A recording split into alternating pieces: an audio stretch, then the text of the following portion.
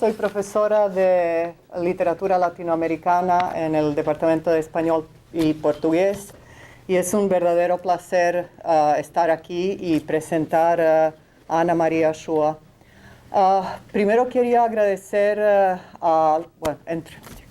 ya.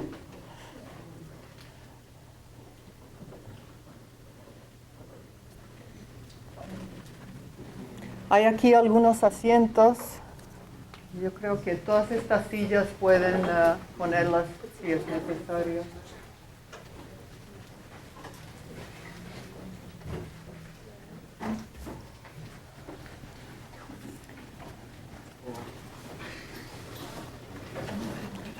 Pueden coger estas sillas de acá si quieren.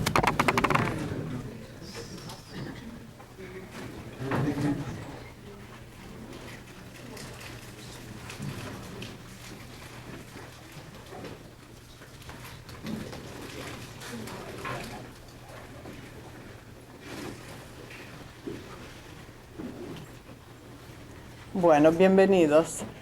Entonces, estaba con los agradecimientos a Latsis por encontrar lo que resulta en los últimos años más y más difícil, el dinero para estas visitas, y en este sentido agradecerle a Francisco Scarano, Alberto Vargas y a Sara Rip por la organización y por conseguir los fondos.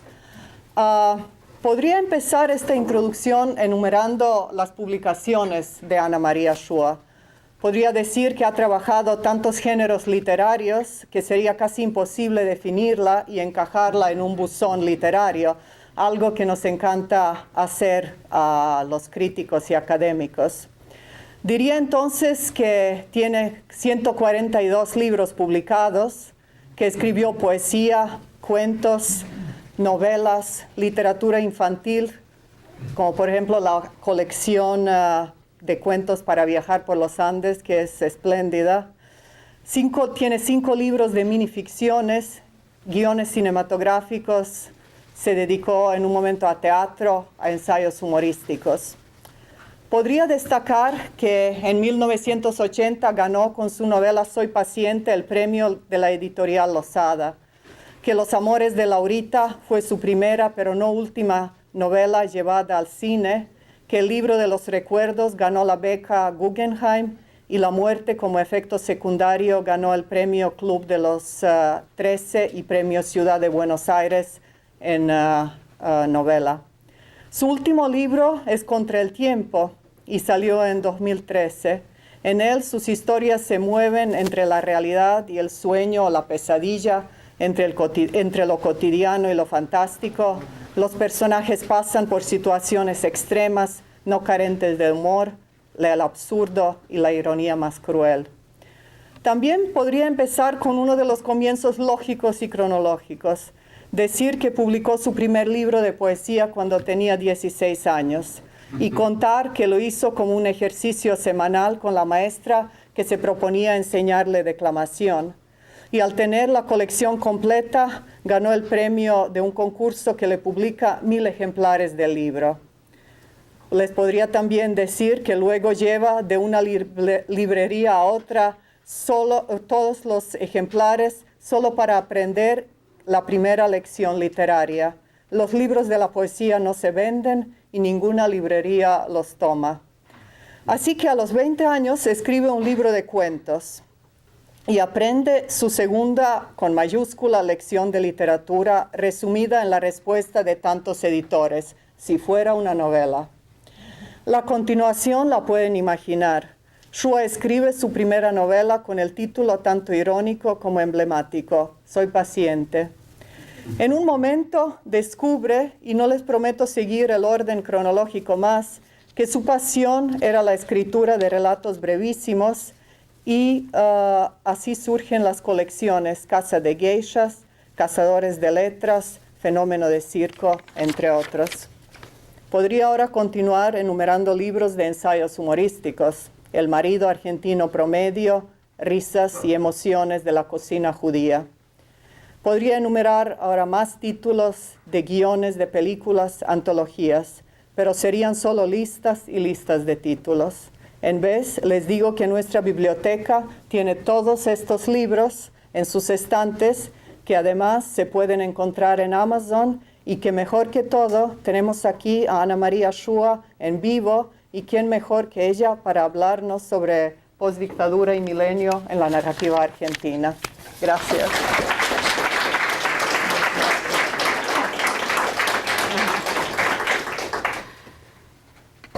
Bueno, ¿este es el micrófono? No, se puede hablar así, ¿verdad? ¿Me escuchan todos bien? Muy bien. Bueno,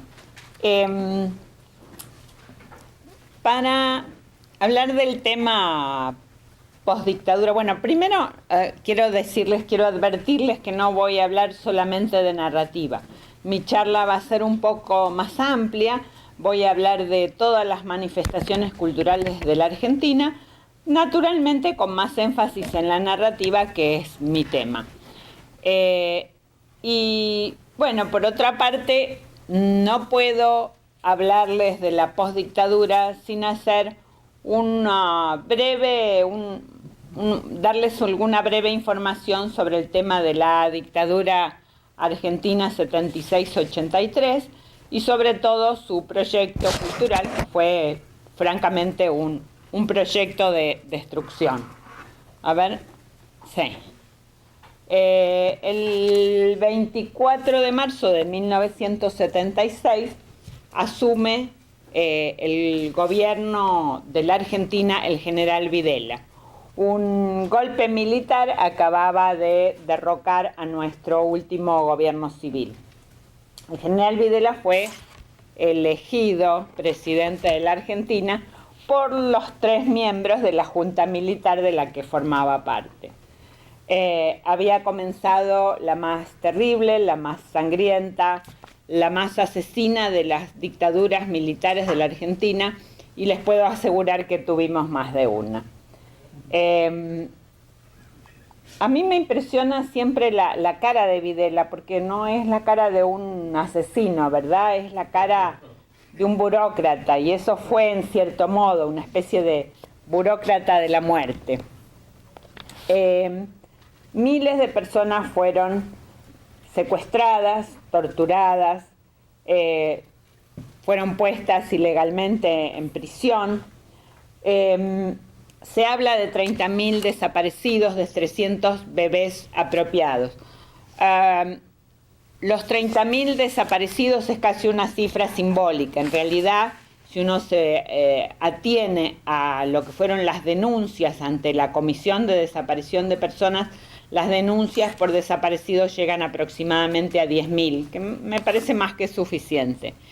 Y en cuanto a los 300 bebés apropiados, bueno, concretamente cuando se realizaron los juicios que se están realizando hoy en Argentina, los juicios por el delito de apropiación de niños, las denuncias fueron concretamente 200.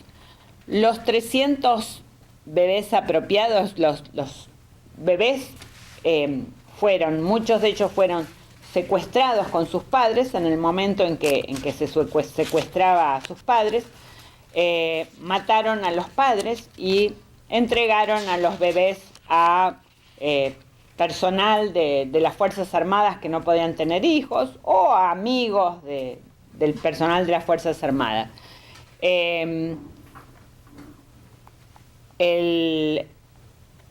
Y muchos bebés fueron también nacidos en cautiverio.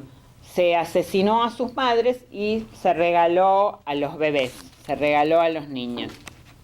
Esta es una de las circunstancias que hacen que todos sintamos que la dictadura, en cierta manera, no ha terminado. La dictadura no es algo que pasó en la Argentina, es algo que hoy nos sigue pasando. ¿Por qué?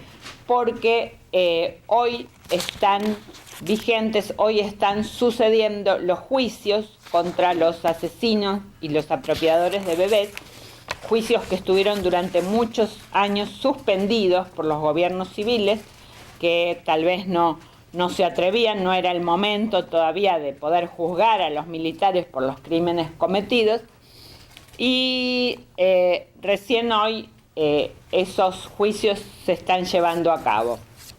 De hecho, más o menos un mes antes de salir yo de la Argentina para venir a esta gira de conferencias por Estados Unidos, fue recuperado por las abuelas de Plaza de Mayo. Las abuelas de Plaza de Mayo son un desprendimiento de las madres de Plaza de Mayo, que están dedicadas específicamente a buscar a esos bebés desaparecidos, a los hijos de sus hijos, a quienes ellas no conocen, no conocieron, pero saben que existen, que están en alguna parte, y es necesario recuperarlos y devolverles su verdadera identidad. Entonces, ahora, un mes antes de salir de Buenos Aires, apareció el nieto número 114, ya hay 114 nietos recuperados, que era nada menos, resultó ser el nieto de la presidenta de las abuelas de Plaza de Mayo, Estela de Carlotto. Bueno, si eso fue lo que la dictadura hizo a personas reales, imagínense ustedes lo que pueden haber hecho a la cultura argentina. El proyecto cultural de la dictadura fue el más claro y eficiente que se llevó a cabo nunca en mi país. Durante 7 años, la Junta Militar trabajó en la sistemática destrucción de la cultura nacional. No se operó de la misma manera en todos los campos. Obviamente, aquellas manifestaciones culturales capaces de llegar a más personas fueron las que estuvieron más severamente controladas. La televisión, por ejemplo, fue mucho más censurada y controlada que la literatura. La primera arma usada por la dictadura fue el terror. Y la primera consecuencia del terror fue la autocensura. Y la autocensura resultó muchísimo más útil que cualquier tipo de censura burocrática, porque bueno, la gente actuaba simplemente por miedo, ¿verdad? El terror y el efecto concomitante de autocensura le ahorró a la Junta mucho trabajo específico en cada una de las áreas de la cultura. Bueno, eso sucedió, había en ese momento 4 canales de aire, si ustedes recuerdan el cable todavía no existía, y los 4 canales de aire fueron repartidos de esa manera entre las 3 Fuerzas Armadas. Cada uno de estos canales tenía un interventor que era un miembro de las Fuerzas Armadas. Hay que recordar que los 4 canales de aire no fueron confiscados por la dictadura militar, sino por el gobierno civil anterior, el gobierno civil al que la dictadura militar derrocó. Bueno, por supuesto no tengo que decir que muchísimos excelentes autores, directores, técnicos de la televisión entraron en las listas negras y desaparecieron de las pantallas. Por otro lado, tuvimos ¿qué pasó con el cine, verdad? Tuvimos un ente de calificación cinematográfica que prohibió alrededor de 500 películas en 7 años. En general, la mayoría de las películas prohibidas eran películas extranjeras, porque en general no todas las películas prohibidas fueron películas extranjeras, no se prohibieron películas argentinas, porque la industria nacional de cine en Argentina era débil, no había capacidad de inversión como para permitirse el lujo. Esas son, ¿no?, algunas de las películas prohibidas, la terrible Joan Collins, peligrosísima. no había inversores con suficiente dinero como para arriesgarse a filmar una película que pudiera llegar a prohibirse, ¿verdad? Y por otra parte, la industria cinematográfica argentina depende absolutamente de los préstamos y de los subsidios estatales. Entonces, de hecho, el subsidio estatal o el préstamo estatal para filmar una película, la aprobación de ese préstamo funcionaba como un sello de autorización para la película. Por el contrario, entonces, además lo que hay que decir es que no hubo, ni en el caso del cine ni en el caso de los libros, no hubo un organismo estatal dedicado concretamente a la censura. No había un lugar donde uno pudiera llevar un libro o llevar una película y preguntar si eso se podía pasar públicamente. Lo que cada uno hacía era su propio problema y bueno, naturalmente el castigo era la muerte. Entonces pueden imaginarse ustedes que el tremendo efecto de autocensura que eso provocó. Por el contrario, sí hubo una censura organizada, muy concreta, en relación con las revistas y los diarios, que obviamente llegaban a más cantidad de público.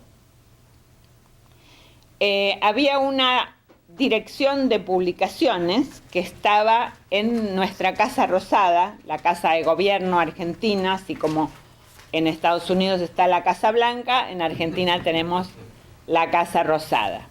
Y allí en la Casa Rosada estaba esa dirección de publicaciones y dentro de la dirección de publicaciones había un organismo concreto que tenía un nombre bastante irónico, se llamaba Servicio Gratuito de Lectura. El servicio gratuito de lectura era concretamente la Oficina de Censura. Sí, así fue. En cuanto a la radio, bueno, por supuesto, las listas negras eran lo más común o lo más constante.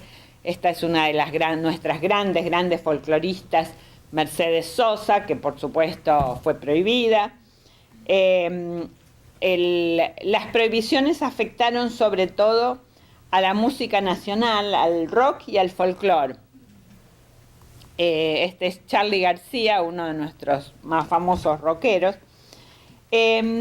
Curiosamente, el rock nacional tuvo un muy inesperado florecimiento en 1982, en la época de la Guerra de Malvinas, la Falkland War. Porque, bueno, como estábamos peleando contra los ingleses, se prohibió cualquier tipo de música extranjera que tuviera letras en inglés. Entonces, bueno, todo el rock internacional estaba prohibido y eso provocó un espacio, abrió un enorme espacio al rock nacional y de pronto el rock nacional resurgió con enorme fuerza. El teatro jugó un rol muy importante, digamos, protestando contra la dictadura.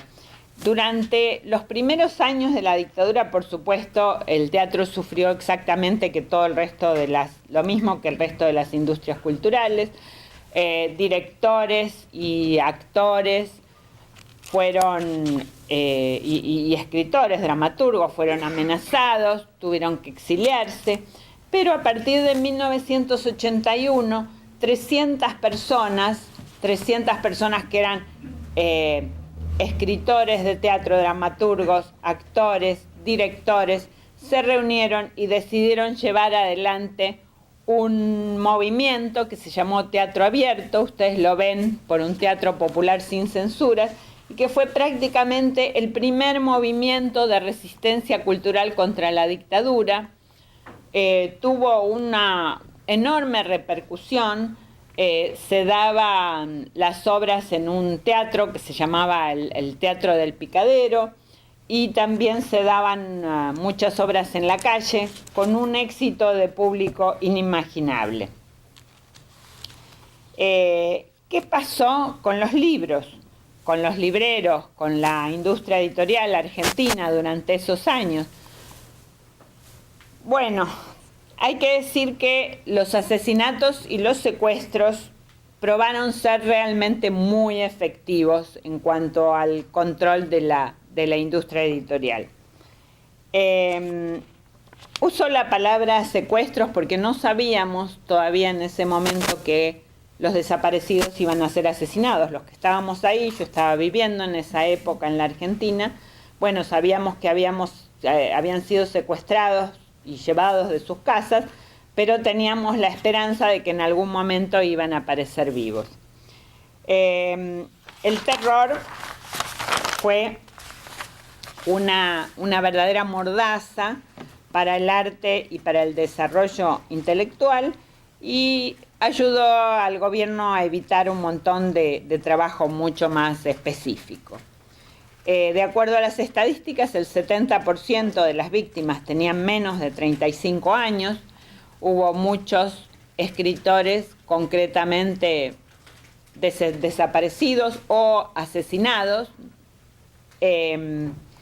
y una enorme cantidad de escritores amenazados o, digamos, o fueron amenazados o, bueno, mucha gente a su alrededor fue secuestrada y desaparecida. Y lo cierto es que todos estos escritores, es una lista que no voy a leer, pero todos ellos, entre otros, tuvieron que irse al exilio y muchos de ellos produjeron sus obras, en esos 7 años produjeron sus obras en el exilio. Muchísimos libros argentinos y extranjeros fueron prohibidos. Montones de libros fueron confiscados y fueron quemados en las calles. Hubo 1,5 millones de libros publicados por una editorial muy famosa, muy importante, que fue el Centro Editor de América Latina. El Centro Editor de América Latina publicaba ediciones muy baratas que se vendían en los kioscos. Y bueno, fue intervenido, allanado por el gobierno militar y se quemaron realmente 1,5 millones de libros, y eso sucedió precisamente un día después de que Argentina ganara en 1978 la Copa Mundial de Fútbol, ¿no? Cuando la gente estaba distraída y aplaudiendo a los jugadores que habían ganado la Copa Mundial de Fútbol, mientras tanto los militares estaban quemando 1 millón de libros en un suburbio de Buenos Aires. Es muy interesante ver un poquito cuáles fueron concretamente, ¿no?, los decretos de prohibición de algunos libros. No hay una lista precisa de libros prohibidos, y no la hay porque hubo muchas prohibiciones parciales. Es decir, había libros, por ejemplo, que eran de exhibición controlada, o sea, se podían tener en la librería, pero no en las mesas de novedades, tenían que estar en los estantes. Había otros libros que se podían vender en las librerías, pero no había que usarlos en las escuelas. Otros libros tenían prohibiciones parciales en relación con el territorio. Por ejemplo, estaban prohibidos en una provincia, pero podían venderse o leerse en otra. Y si vamos concretamente a los decretos que los prohibieron, ahí tenemos, por ejemplo, Un elefante ocupa mucho espacio, un libro infantil de Elsa Bornemann, que decía, el decreto prohibiéndolo decía